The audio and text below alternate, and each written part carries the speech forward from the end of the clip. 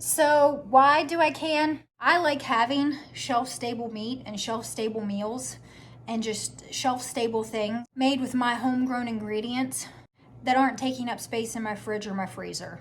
And I just wanted to learn a new skill. My mom used to can, and I never paid attention when she did it. I remember her canning apple butter, applesauce, I believe.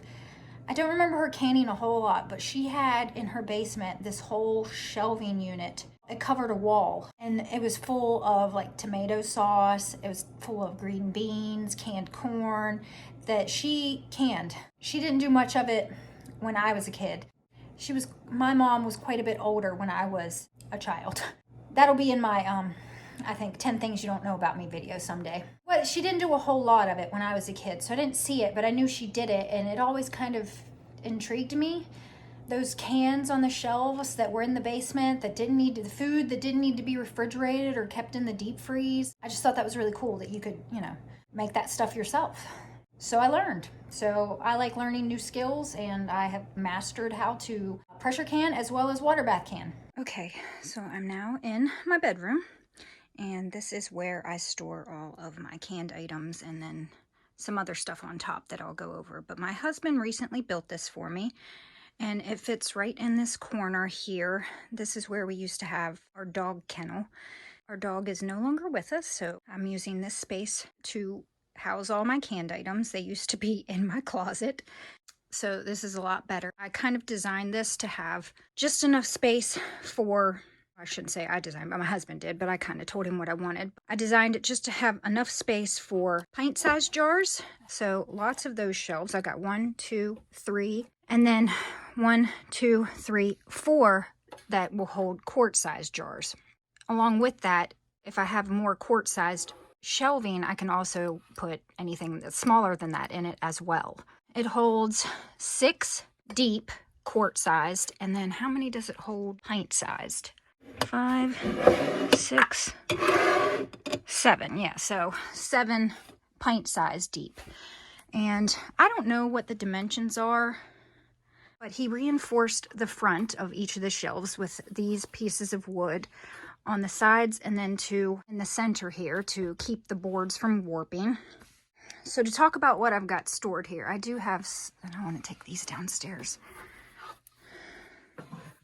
I do have like regular canned items up here as well. This is just like my overflow. This will probably all eventually, especially this coming year, I'm planning on doing a ton of canning, will be filled with just my jar. Right now I've kind of got overflow in here. I labeled like what I've got canned, which is a little piece of, I'd like to do something a little nicer, but this was just, I was putting stuff up here and this is what I thought of real quick, but I'd like to have some nicer looking labels. That'll go on my to-do list. I love Nutella. I got extra. I actually purchased a big jar, but they didn't have the big jar, so they gave me a bunch of little jars. I've got extra ketchups, extra pan spray. I put some like pastas here with my spaghetti sauces. This is what I use to make my beef cabbage soup that we absolutely love. So I have these up here with, ready to go when I go to make more. This is just like extra cat food, and I keep extra cat litter. Down here is where I put all the meats and the things that we don't grab as often. The most canned item, we loved canned chicken, and it's so easy to pop can open and make some chicken salad, or I have these pasta meals here that you just make a box of those and throw in some canned chicken, and it's super yummy. And then over here is the stuff that I don't use that often, so I've got my strawberry sauce, and my strawberry pie filling is back down there that I canned just this year. I've also got my sweet potatoes in the back here in the dark. You can't see, but it's a cardboard box, and I've got 3 of my sweet potatoes waiting to be put in dirt to grow my own slips. And then up top here in this basket, I have all my acorn squash that I need to do something with, because some of them are looking a little rough. This one's not looking so hot. I'm going to take this downstairs. So I got my acorn squash and a couple of spaghetti squash in that basket. My overflow of crackers, because we like to have crackers with our chicken salad, with the cabbage soup, with the tomato soup. This is my overflow baking soda. I use this to clean my drains and clean my sinks. And then just extras of like paper plates. We're really trying not to use paper plates anymore. So that probably be sitting there for a while. Extra trash bags, extra TP. These are what I sometimes use to up pot my tomatoes in. So I've got some extras of those. That's my shelving. It's quite a lot of storage and it's not full, and I'm hoping that this coming season I can get it filled up probably with all the stuff I have planned to can. And the reason why I keep my canning shelf in here is because this room, the bedroom, is the most temperature stable room in the house. It's cool and it's dry and it stays really dark. We don't usually put the blinds up. The only time there's a lot of light in here is when I'm doing my makeup over here. And that's why it's so bright in here right now, because I have my makeup lights on. When you can things, you don't want them to be like the temperatures to go up and down a lot. You want them to you want the temperature to wherever you're keeping them to stay pretty much the same. You don't want it too hot and you don't want it too cold. And this room is perfect for it. I've had a few seals break, but as far as much as I've canned, I think I can count on one hand how many seals after they felt sealed and then months later have unsealed, and I've had to discard of the contents. But I feel like that's pretty good. That's a pretty good track record. Now we're gonna head downstairs and I'm going to talk about all the things I've canned, what I like, what I don't like. We're down in the kitchen now. I have got here on the table pretty much everything I've ever canned, and I'm going to talk about some of the things that I love canning, some of the things that I've canned and I probably won't ever can again. There's not very many. I haven't really canned too many things that I didn't like. So let me show you the table here. So I brought down at least one of each thing. Let's talk canning. So I've only been canning this is my 3rd year. And I actually started out with pressure canning first. That was the first thing, which most people were intimidated by, but it's actually, if you follow the instructions, it's pretty easy. And I actually started, I think the first thing I canned was chicken. And so this is actually from November of 21. It's still good. I just used one of these yesterday to make some chicken salad. Well, I made a little bit of chicken salad and then the rest I used with some fettuccine Alfredo noodles. So that's how I normally like to use the chicken. The next thing I canned was ground beef. So you cook up your ground beef and then you pressure can, and this is good. I like to use this in spaghetti sauces. I make something called steamers. This is good in that. My husband likes to use this in eggs and other stuff. But I have a good stockpile of chicken. That's probably the thing I've canned the most is chicken. And then I have a good stockpile of ground beef. I like to can meat. It just seems like, I know I have that big freezer right there, but at the same time, I don't want it full of frozen meat. I want it full of other stuff. So I like to can meat because it's an easy way to have meat stocked without it filling my freezer. And there's always that chance that the freezer could break and then all your meat's gone. So I like to have a lot of my meat canned. This is barbecue chicken. So I've canned barbecue chicken, and I like to use this. This is actually July of 21. I'll use the barbecue chicken on top of pizzas. That's my favorite kind of pizza, is barbecue pizza. I use it in this, it's called, what is it, cowboy cornbread bake. And so it's got baked beans and barbecue chicken, and then you have cornbread cooked on the top of it. It's so good. Everybody in my family loves it. So I use that with this. This is, I think, my last jar of barbecue chicken. So I do need to make some more. I also have made what's called bourbon chicken. So this is a bourbon sauce. So you can see it's very liquidy. And then it's cubed up chicken. So it's cubes of chicken. And it's just, it was canned in this, in its juices. And it's really good. So I made bourbon chicken. I'm always looking for new recipes for meat. So if you have any recipes at all for things that you can, that you know, are your tried and true, please leave them in the comments down below, because I need to know them too. But on with the meat, I've also made Sloppy Joe. So this is just ground beef, and it was cooked in Sloppy Joe sauce, and then I canned it. Also have canned, this is called herbed chicken, or pretty herbed chicken. I believe that's what the recipe was called, was pretty herbed chicken. But it's, again, cubed meat, and then it's in some like chicken stock with a bunch of herbs in it, and it's really good. So this is a easy, quick meal. You just pop this can open, warm up the chicken, have a vegetable, some mashed potatoes or baked potato, and you've got a meal. So I also like that, the convenience of having these canned meats. I have also canned taco meat. So my husband loves to have taco meat. He will eat taco meat just in a bowl with, you know, all the fixings except for the flour tortilla. So I always have to have some taco meat. He also likes to mix this in with my very delicious, it's called, what is it, cowboy caviar. So it's a corn dip. So it's corn, Mexican style corn, sour cream, mayonnaise, lots of cheese, and lots of sweet peppers, mixed all together, and then he'll mix the meat in with it, and he loves to eat it that way. Another thing that I can, and I make, and I only can this in these pint-sized jars. It's chili. So I make a lot of chili with my homegrown tomatoes. I do end up portioning it and putting some in the freezer, but again, so people can just take out of the freezer and eat it. But it's nice to have some on the shelves as well, not taking up freezer space. So I do can a bunch of chili, lots of chili. We eat chili all throughout the year, and my homemade chili is bomb. As far as meals go, I want to do more soups. So if you have a good soup recipe, if you have a good soup recipe, please comment it down below. I need to know it. But my favorite that I can, and I can a ton of it, is cabbage soup. So I can it in quart size, and I also can it in pint size. So I can actually sit down and eat an entire quart myself. I've done it. I'm not joking, I have.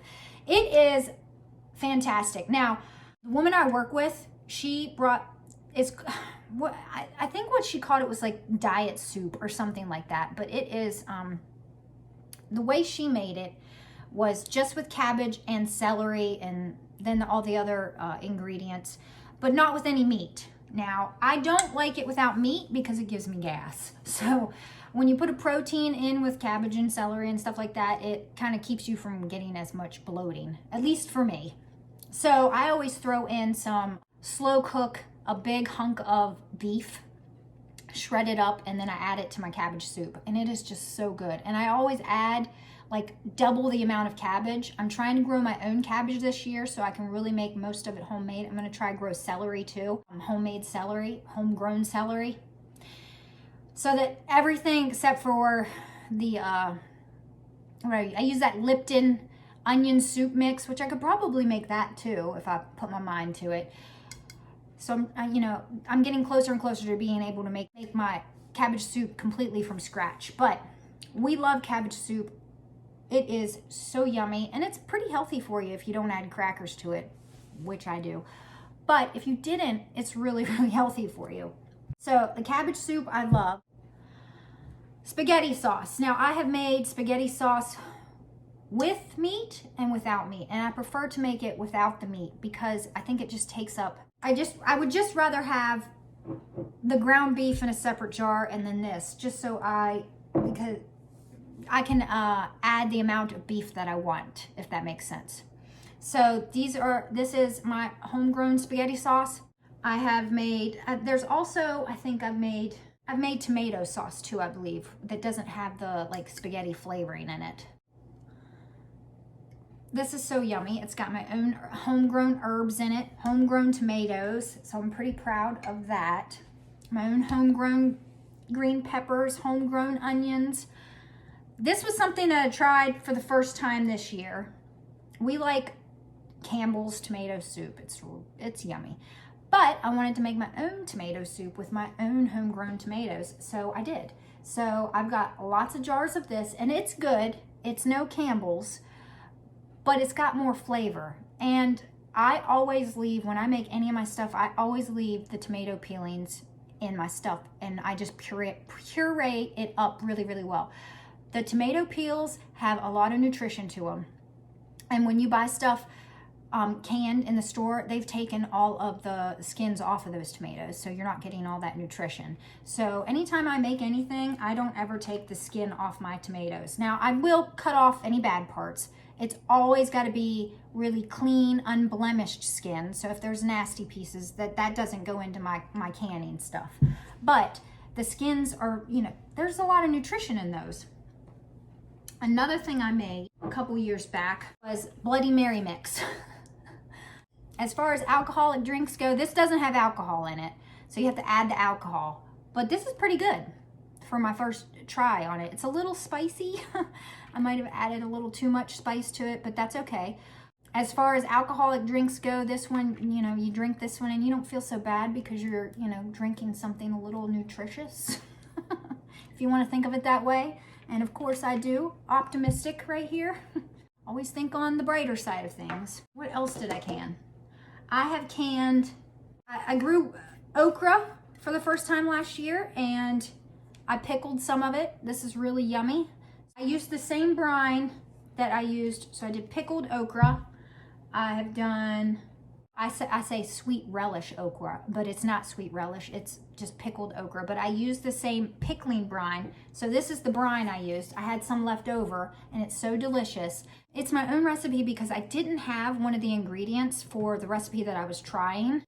So I found something that had that spice that I needed in it, and I used that instead, and it was delicious. So I actually made the recipe the right way the second time I made relish.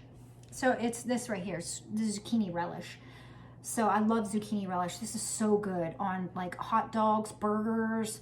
It's good on eggs. My husband uses it on sandwiches. Like, we're almost out. I need to like quadruple the recipe. Like, I made a big batch of it this past summer, and I thought, oh my gosh, I even tried to like get rid of some of it. And I gave some as gifts, and now I'm like running out and we're running low, and I'm definitely gonna have to make a bunch more of this next year. Back to the brine. So when I made it the second time around with the actual recipe, it wasn't as good. It wasn't as good. And I was just like, okay, I have fallen into something.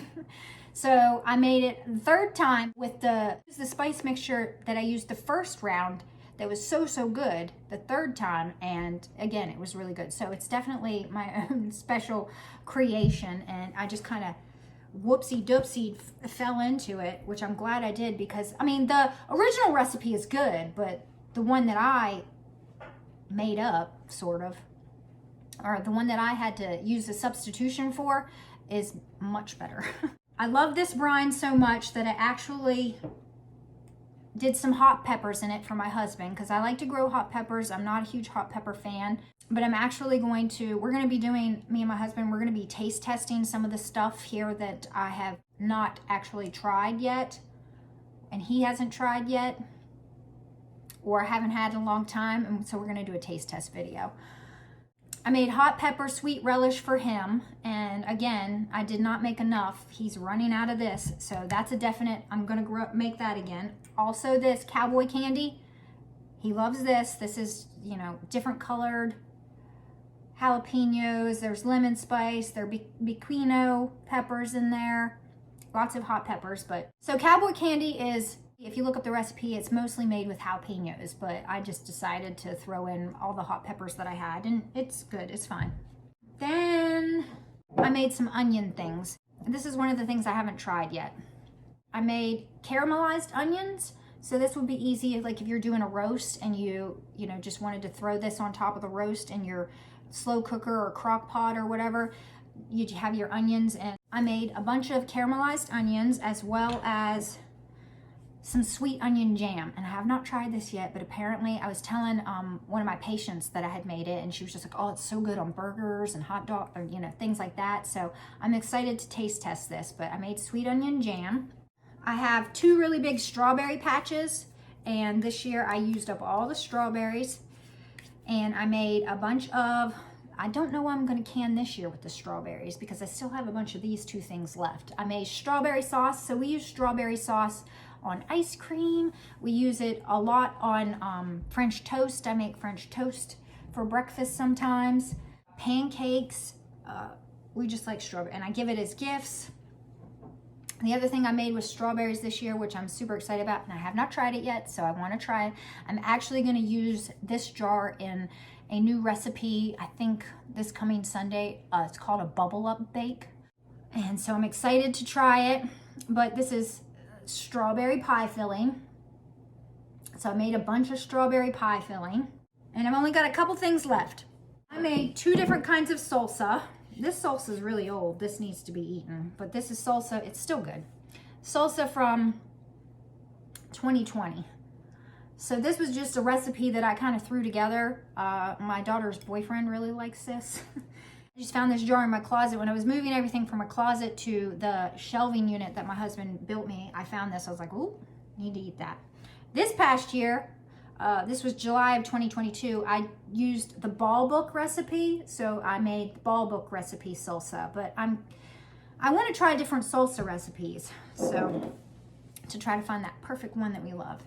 And then this was a huge surprise. I wasn't sure when I made this. So the last of my ripe tomatoes, I decided to make a bruschetta recipe. And oh my Lanta, this stuff is so good. The brine or the liquid that it sits in, like I'm salivating thinking about it. It is so yummy. I drink it. When all the tomatoes are gone, I drink it. And we usually eat the bruschetta with, like, I have some right here, pita chips.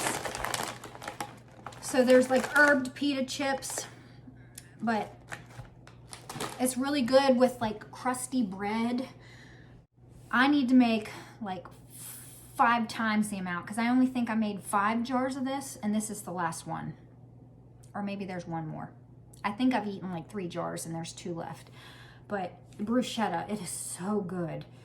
So that's pretty much everything I've canned so far. If you have any recipes that you think I should try, please leave them in the comments. Let me know. If there's any of these recipes that you want me to do a video on, I will gladly do that. I love making videos, so let me know what you'd like to see. If you liked seeing what I have in my stockpile of canned items, please give this video a thumbs up. I wanted to let you know some of the things that I would like to can this year.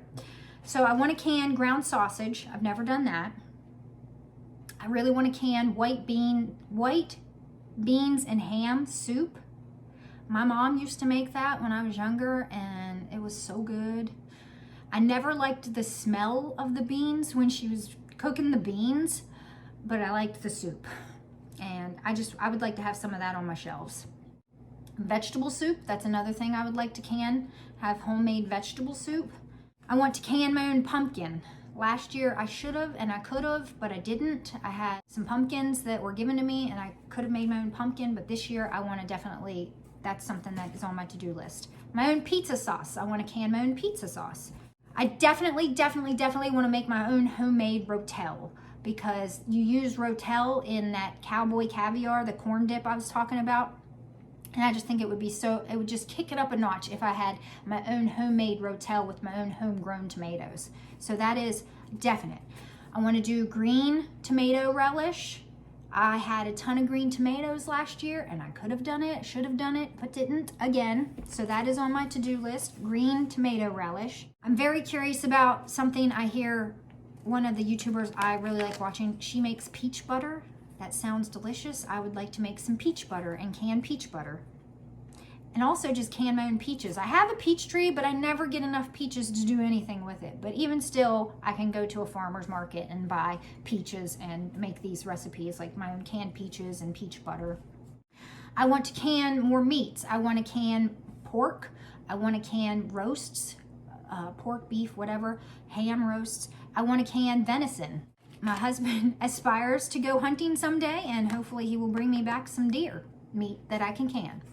And last but not least, I want to can my own bone broth. Bone broth, chicken broth, beef broth. I want to start canning my own broths because they are definitely more nutritious definitely more flavorful, and I don't know why I'm not doing it yet. Vegetable scraps that I could do it. Those are just things that I want to can.